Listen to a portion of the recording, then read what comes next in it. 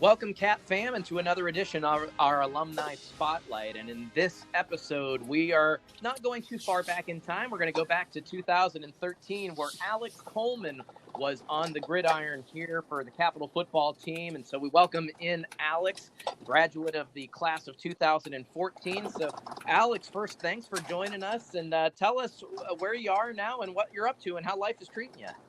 Oh, thanks, man. Thanks for having me. Currently, I am in Columbus, Ohio, back and forth between here and Greensboro, North Carolina, where I signed with the Carolina Cobras in the National Arena League. Other than that, I'm pretty much keeping busy with this COVID-19 pandemic going on, trying to stay healthy, stay out the way, also stay in shape, and help better use my time and my abilities to help a lot of kids around the Central Ohio area in their football seasons and whatever endeavors that they're going through. Yeah, you and I were talking off film here, and you were talking about how you are, doing a lot of private lessons, a lot of private training in order to benefit anybody, youth of any age. Tell us a little bit about what you're doing, who you're working with, and how you're preparing them for a better football career. I'm working with kids that are majority of my guys right now are in the high school and college range. One of my main guys that I have often, his name is Caleb Younger. He plays for Tiffin University. He's one of the best Division II schools right now. And with guys like him, he's an athlete, very athletic kid that came out of the inner city. He went to Walnut Ridge High School, and he was a basketball player and a football player. And the kid's size, he's 6'3", about 210, 215. So he has the natural raw abilities, just helping him fine-tune the specifics, like getting off the line. Getting off press is a major thing for receivers that they really don't work on. They don't really know how to do. But it's such a key role, a key trait that a coach looks for to understand if he's going to be someone that you can use or if he's going to just be a situational guy, not an every down guy. And we work on that. We work on eye discipline in terms of catching the ball with your hands, never letting it touch your palms, getting in and out of your breaks using a 3-step cadence rather than a lot of choppy steps, because getting in and out of your breaks is so important because there are a lot of DBs that can run the route for you. And those are the kind of things that I help him work on, and we've been grinding at it for, I want to say like 3 years now. And this will be his first chance to be showcased in that offense. And I'm just looking forward to seeing what he does. I also have a lot of other kids, and it's pretty sporadic, with the pandemic thing going on. It kind of shrunk my group size, so I kind of changed to just individual guys. But that's a main guy that I work on consistently, and I'm open to train a lot of different guys. I always feel like one of our purposes in playing sports and being athletes is our ability to give back and share our knowledge. So it's about taking the time out to do such things. That sounds fantastic. And for anybody that was listening to that, number one, you've probably gathered that Alex was a wide receiver / slot back here at Capital. And number two, of all of the techniques that if you're not familiar with any of the technical terms, just know that it breaks down to he's making kids and athletes get better. And he's doing a really good job of that, especially putting kids into a Division II atmosphere. And Alex, you kind of began at the Division II level. We'll get to that in a second. But before you even stepped on foot at a college campus, you were a product of Eastmoor Academy, and you were a fantastic student. You were a fantastic athlete that went to a state championship. Talk about the experience of being a fantastic academic and the excitement on being a championship team over at Eastmoor Academy. It was very important to me. I always wanted to be a guy that really focused on being a student athlete, because a lot of times you get that jock tag on you, like, that you're just good in sports and you're, mediocre to subpar in the classroom. And I always wanted to be a guy that had both, because getting your degree is so important. It was always preached to put school first. And at Eastmoor, you had to have a certain academic level to get into Eastmoor, to be eligible to get into Eastmoor. And then when we got there, it was the attention to detail. I never wanted it to be an excuse that I wasn't available to play because of my grades, or I wasn't available to go to college because of my grades, because that is a thing that has plagued the inner city coming from Columbus Public Schools. It's plagued a lot of our star athletes for decades. And I didn't want to fall into that same line. I didn't want to fall under that stigma that that's the type of guy I would be. And when it came to playing sports, I mean, I played football, I played baseball, I played basketball, I ran track. Um, so I never was not playing, but it was always important for me to do whatever I did at the high level. I got my first taste of, high school football as a freshman. I played varsity as a freshman. Got into basketball. I was on varsity as a sophomore. I dabbled a little bit with varsity as a freshman, but I was on the team as a sophomore, and I ended up being a 2-year starter and a 2-year captain in both, and then with track and baseball, my focus wasn't solely into those things because I played AAU basketball for All Ohio Red, which is the highest team, and we constantly traveled. I mean, everywhere across the country, we constantly travel. So I never really sat still. But in terms of everything that I was allowed to take in as experiences, when we made our run to the state championship, it was such a blessing to be able to do it. But I did it with the guys that I came into school with. We had 20 some odd seniors, so we went from the ground up. We went from freshman all the way through to our senior year. We went to the state. We didn't win the state, but it was still such an experience. I happened to perform well. I set a record in that game. I got most valuable player. But it was more so the culmination of us putting all our hard work that we had been through to get to that point. I wish we was able to overcome the hump, but we were depleted by injuries and things of that nature. But just to be there on that stage was such a life-changing thing because only 2 teams have ever been to the state championship out of the Columbus Public Schools, and we were one of them. Yeah, and that is a fantastic and kind of an envious accomplishment for many that haven't been there, and from that experience, that propels you into your collegiate career. Now, you decided at the beginning to begin your career at Ashland University. Tell us about what went into that decision and ultimately why you decided to transfer out and make your way back to Capital. So ultimately, Ashland came to me first. I always had ambitions of playing on TV Saturday mornings, Saturday afternoons, for my family to see. So Division I was all my heart was set on. I didn't know much about Division II or Division III. I had a couple Division I scholarships that I didn't take, or I would say I just didn't commit to off the top because I didn't know where I wanted to go until I committed to Louisville. But Louisville had a coaching change, and those coaches didn't re-offer a scholarship, so I ended up having to go back to Ashland. And when I went to Ashland, it wasn't the same feel. Like, it wasn't as welcoming because I felt like Ashland thought I put them on the back burner, and that never was the case. But that's just the feeling I felt when I went to Ashland. And Coach Geiser always showed me a lot of love, a lot of support.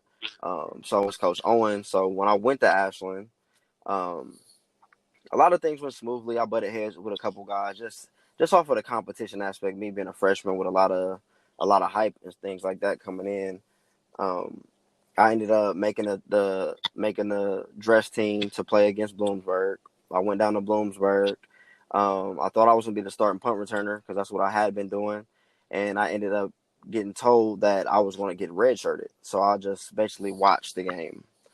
So when I got redshirted, it kind of rubbed me the wrong way, but I stuck it out, and Ashland just ended up not being the fit for me.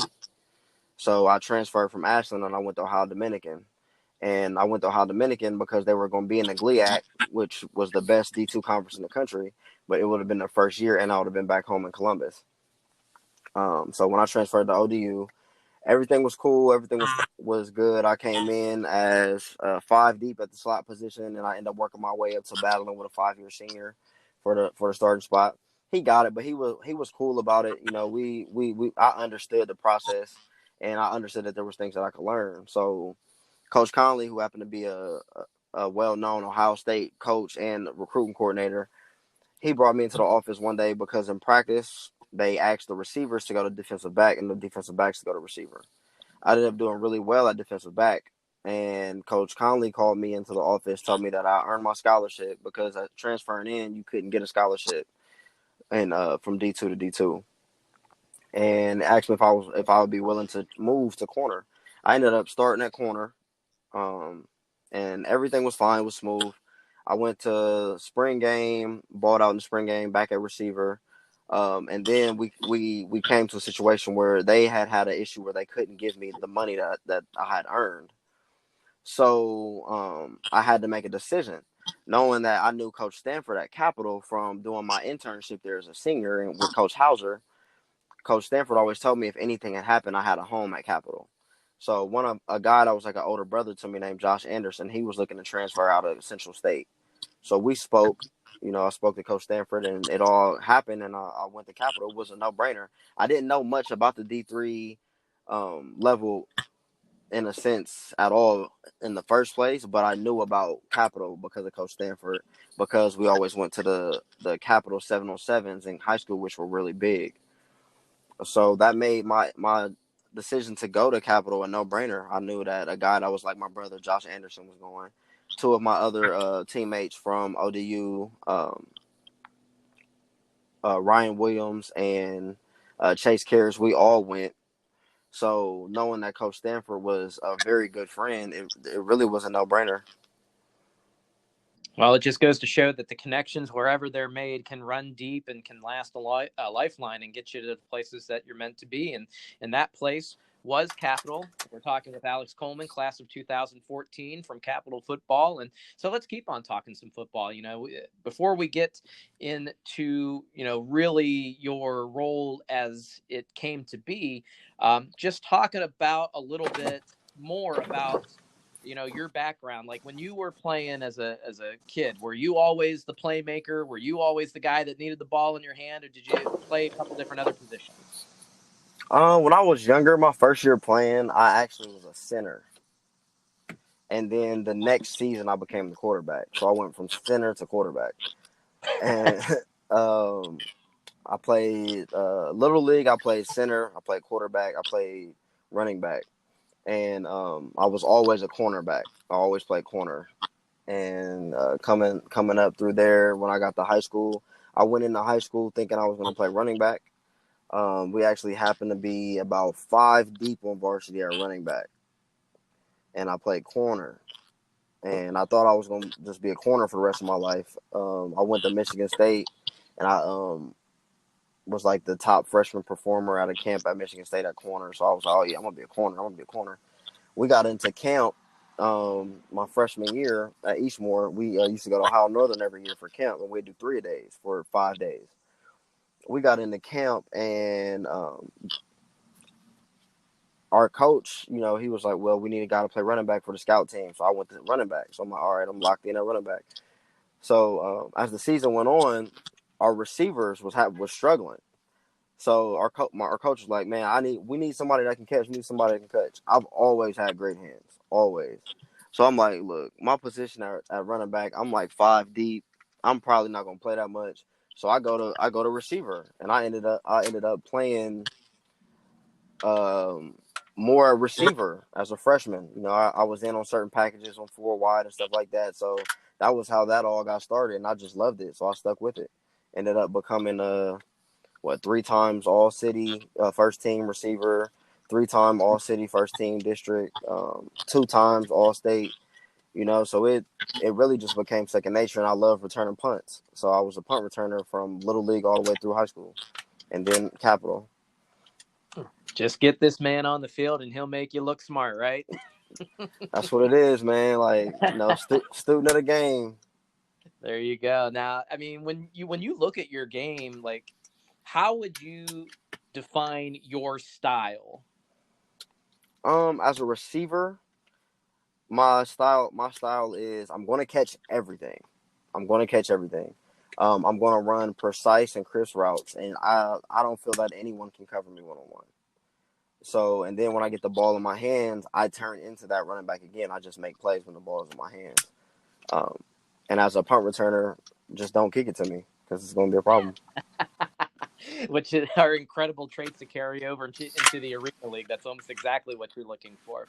Now, let's kind of fast forward a little bit to your time at Capital. You kind of had the added challenge that, you came in with Coach Stanford, and then you also experienced a coaching change that included a new system where under Coach Craig Candido, you were asked to move to slot back, which is quite different. Can you talk about that difference in the role and style between slot back and a traditional wide receiver role?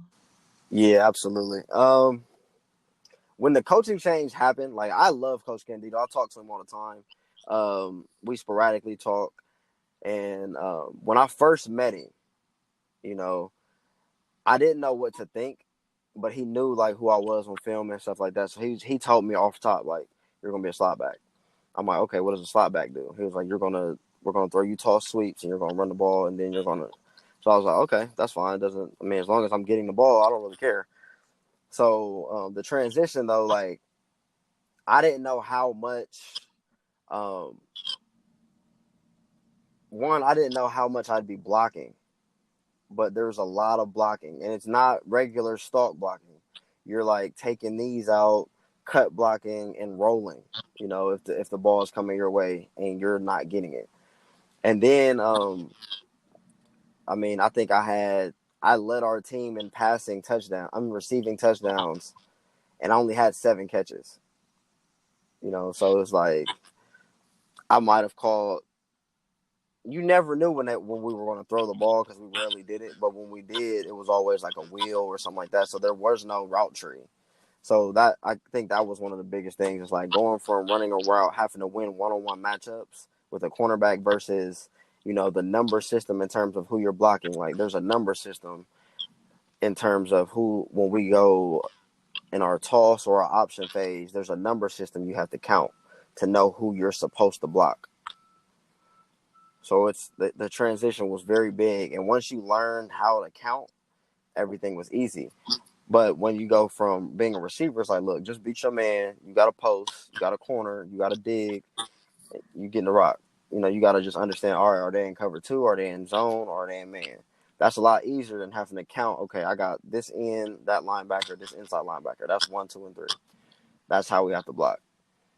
It was very challenging knowing that you only had a certain amount of time. And in Division III, we don't have traditional spring ball to learn that system that quick.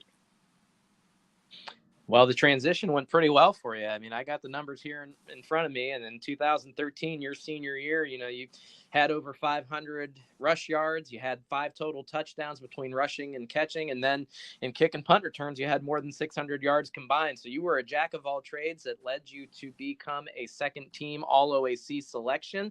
That's the resume. And that's kind of the pinnacle of it right there. But do you have a game that you remember best or that sticks out for some reason or another? I think both games that I had my junior year and my senior year against Otterbein would be my 2 signature games. My junior year was my last year playing receiver, and I think I had I'm 100+ yards and a touchdown. But one of my key signature touchdowns was a major play late in the game because it came down to the wire, and I caught like a fade ball over a corner and drug him into the end zone. And the second year, we had a coach named Nick Davila that went over there from Capital to Otterbein, and I went to him like, first play of the game, I'm gonna score. And my coach came to me like, "What you gonna do?" And I was like, "The first time I touch the ball, I'm gonna score." So lo and behold, the first offensive play, I got a toss and I took it 68 yards for a touchdown, and that kind of set the stage for the rest of the game. I think I had like 160 yards in the first half rushing, but we ended up losing. And it hurts that we lost, but those 2 games were both signature games to me. Called his shot, man. That takes some skill right there. We're talking with Alex Coleman, class of 2014 from Capital Football. And Alex, going beyond your time at Capital, while it may not have been in the NFL, you did and you are having a chance to play professionally in the Arena Leagues. Talk about that first opportunity, how you got there, and especially the one that landed you a breakout game and in a championship bid with the Atlanta Havoc. I think my first opportunity at all, like coming out of Capital, knowing Coach Candido and the way that he does things. Coach Candido is a very good guy. I didn't really know which direction to go in terms of getting. I always wanted to play professional. And when I first got a shot, I happened to be training with a friend of mine named Dave West, and he knew a coach who's one of the most respected coaches in arena football now, named Coach Billy Back. And Billy Back had a team called the Nashville Venom, and he touched base with him like, I got this guy who's a really good receiver. He's looking for a chance to play pro. And Coach Back invited me to a workout in Cincinnati. I went. He ended up signing me. I ended up playing with the Nashville Venom that year, and I ended up leaving the Venom and playing a couple games here in Marion, Ohio. And then I signed with the team in Pittsburgh called the Erie Explosion. And like the league was called the Professional Indoor Football League, which was like the feeder league to the Arena Football League because there was no Arena 2 anymore. And I ended up doing well that season. Um, my next season, I ended up with the Cleveland Gladiators. Then the season after that, but I only did practice squad stuff with the Gladiators. The next season after that, I ended up playing for the what we call the High Country Grizzlies in the National Arena League. And the National Arena League has kind of taken over for the Arena Football League now, and it was their inaugural season. After that year, I made a relationship with a coach named Josh Resignalo, who we're really good friends now because I played for him in High Country. He ended up going to Atlanta with the Havoc. I ended up going to the Havoc with him, and we ended up winning the championship. And from there, the film that I had with them and one game last year with the Havoc the following season, I got a shot with the Albany Empire in the AFL. And from there, I ended up signing here with the Columbus Destroyers. And I played one game here with the Destroyers. The rest of the year I spent on and off with the practice squad. And now I'm signed with the Carolina Cobras, which is in the Premier Arena League now and back in the National Arena League because the AFL has folded. And I'm in a position now to where I'll have a chance to be one of the guys on the offense for the team. So I'll be showcased a lot more. But it's all been a grind from that first year in 2015 to now. But it's all about one thing about the Arena Football League is in its own. A lot of it is everyone is connected in a way.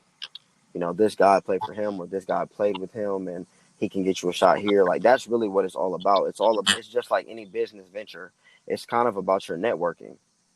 And now that I have this opportunity, I'm just excited to get a chance to really showcase the receiver that I actually am in a role where I'm a go-to guy. I was one of those in Atlanta with the Havoc, but I was kind of later to the party because I didn't join the team until later in the season. Well, as much as we would love to see you be playing here in Columbus, we're extremely happy that you have an opportunity with the Carolina Cobras. And assuming that we get everything under wraps with the coronavirus and the pandemic, we are excited to see you playing in the 2020 season. So tell us a little bit more about the Carolina Cobras, where they are based out of, where you guys play, and maybe even a few teams that you may play. The Carolina Cobras are based out of Greensboro, North Carolina. We play at the Greensboro Coliseum in the National Arena League, which is the only major arena football league and arena football rules league that's around right now.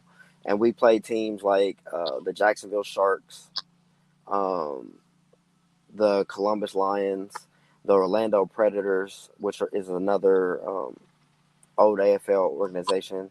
The new Albany team that was recently the Albany Empire. They'll have a new name.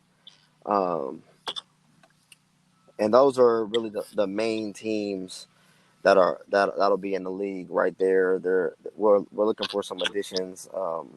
There's a lot of expansion talk, but by the time the season comes around in the spring next year, I would say we'd have anywhere between nine to 10 teams. So we're just waiting on a little bit more expansion to go on. Excellent. Well, we look forward to getting some updates and maybe checking out some of the stats that you put up there for the Carolina Cobras. So we're talking with Alex Coleman from the class of 2014 from Capital Football. And so as a communications major here at Capital, have you ever thought about going into that sort of a field, whether it be, during or after your playing days? I'm really looking forward to starting my own business. I want to go and get my master's. Uh, But right now, I'm kind of with this pandemic thing. I have a lot of time to really see which steps I want to take next. I really my key interest is giving back and helping to provide to the inner city of Columbus in terms of the athletes, because I know a lot of myself, a lot of my friends that grew up, we lacked a lot of knowledge, and a lot of the parents lacked a lot of knowledge in terms of what to do with their kids. And I really want to be able to bridge that gap between knowing, what you have to do to make your kid eligible, what kind of test scores they need, getting registered with the clearinghouse. Also, explaining to them that everything isn't about Division 1. You might have a Division 1 talent, but the Division 1 might just not be looking for that kid. But there's a lot of money still out here for you to get, so you don't have to pay for school. And also in an athletic field, I want to teach these kids how to be students of the game, how studying, how developing themselves, and not relying so much on just showing up and playing. Because one thing that we fall short in the northern region versus the south is we don't have spring ball in high school. Where in the southern states they have that, so they're getting basically 8 seasons to our 4. So that development that they are getting, we're missing. So a lot of kids that come from the southern region, they come into college ready to play, whereas the kids in the northern region aren't that developed, especially in their knowledge of the game. So I really want to help bridge the gap in any way that I can for those kids to do that. And right now, I'm looking for a way to be able to accomplish both. That sounds fantastic. Now, as we get into the back end of this interview, Alex, we're going to hit you with a couple of quick hitters. Call them the button hooks or the slant routes of this interview. But I let's got you. start with, if you were going to give yourself a Madden rating, what do you think you would have given yourself? Or what 99. would you give yourself now? 99. I shouldn't have expected anything less. 99. All right, very good. What is the best non-football memory that you have at Capitol? um, the best non-football memory. Uh, uh, our parties off limits, because I mean, a lot of it was just the parties we'd have, amongst students and things like that. Some of the hangouts and things we'd have in the caf and things like that. Those are always the best memories you take. It's that camaraderie you have with your friends and things like that. We'll definitely give you a point for honesty on that at the very least. What teammate do you miss having in your huddle and why? Josh Anderson. Josh was an older brother to me from Little League football all the way up to high school, and then we got to play together in college. But Josh was such a positive thinking, always a glass half full mentality type guy. He always seen the bigger picture. He always seen things from a positive view, and he wouldn't let anybody get down on themselves. He was always, it's the next play, it's the next play, it's the next play. He spoke a lot of confidence and a lot of positivity into players to get them to see the best of themselves. When a lot of guys would beat themselves down and things of that nature, he wouldn't allow you to do that. He knew that whatever we were going to do, we had to accomplish as a team. There was no one guy. Everybody had to do their job. Now, Josh may qualify for an answer on this next question, but we'll open it up. What teammate do you think that you'll never be able to forget, no matter how hard you try, for better or for worse? Um, JJ Littman. JJ Littman was one of my friends who he was always funny, man. Like he was a receiver, then he played quarterback, then he was a receiver, and JJ was a guy that just he worked hard. He never knew where he was gonna fall in line or anything like that, but he was always a positive guy, always had a smile on his face. Even to this day, he did some work and stuff with my sister in their business field, and he asked about me, and whenever I heard about him, I'm like, JJ's my guy, because he always was. He's a very cool dude. When I first got to Capitol, he was one of the most welcoming people that I met. Excellent. Now, who do you feel is your favorite athlete of all time? Deion Sanders. Excellent. Two-way guy. I shouldn't have expected anything less right there either. Absolutely. Nobody like Prime. Favorite sports movie of all time? Remember the Titans. All right. What teams do you follow in the sporting world? I kind of bounce back and bounce around, and like the NFL, I go wherever LeBron goes. So that's off top. The NFL, one of my best friends, Bradley McDougal, plays for the Jets now. He played for the Seahawks. He played for the Chiefs. He played for Tampa Bay. So wherever he goes, I just follow him. I like to support my friends. Okay. Now, if I remember right, you're kind of an NBA guy as well. So who do you have in the NBA Finals winning it all? The Lakers. Any particular reason? LeBron James. Simple as that, right? Yep. All right. So, as a football guy, I know that you watch it on Sundays too. I mean, what's the most impressive thing that you've seen come out of the week one of the opening NFL season? Julio Jones. I believe Julio Jones had 9. Like they lost, but he had 9 receptions for 157 yards. I'm a big believer that Julio Jones is the best guy in the league. Like if you can give me 150 plus yards on less than 10 catches, that's impressive to me. A lot of guys, it takes them 14, 15, 16 catches to get that many yards. He does it in a handful. Okay. Now, if you could have one active quarterback throw you a pass from the NFL, who would it be? Russell Wilson. All right. And from any era, dead or alive, what quarterback would you want throwing you a pass? I'm going to say Kurt Warner. Okay. He won a championship in Arena and in the NFL. Good choice. I like that. Now, who do you feel is the best wide receiver of all time? Randy Moss. All right. And last but not least, Alex, if you had a piece of advice that you've received that you'd like to pass on to a member of the Cat fam, what would that be? A piece of advice that I could pass on would be to always understand that your work ethic will take you further than your talent ever will. Because your work ethic will always be there. Talent can only take you so far, but if you're able to work for something as hard as you want or as hard as you can, that's the only thing that's solely in your control is how hard that you work. And a great piece of advice coming from somebody that has put it into practice time and time again and now finds himself playing professional Arena League football. This is Alex Coleman, class of 2014. Alex, thanks so much for the time and sharing your story and sharing what you're up to nowadays so that we can all be proud and find a way to, have you see playing on Saturday. You guys play on Saturdays in the Arena Leagues. Is that not correct? We play on Mondays, Saturdays, Fridays. It just depends, like, what day it falls on and travel and things like that. All right. Well, whenever you are playing, we will make sure to keep in touch and see how you're doing down there in the Carolinas. We wish you the best of luck and thank you again for your time. Absolutely. Thank you, man.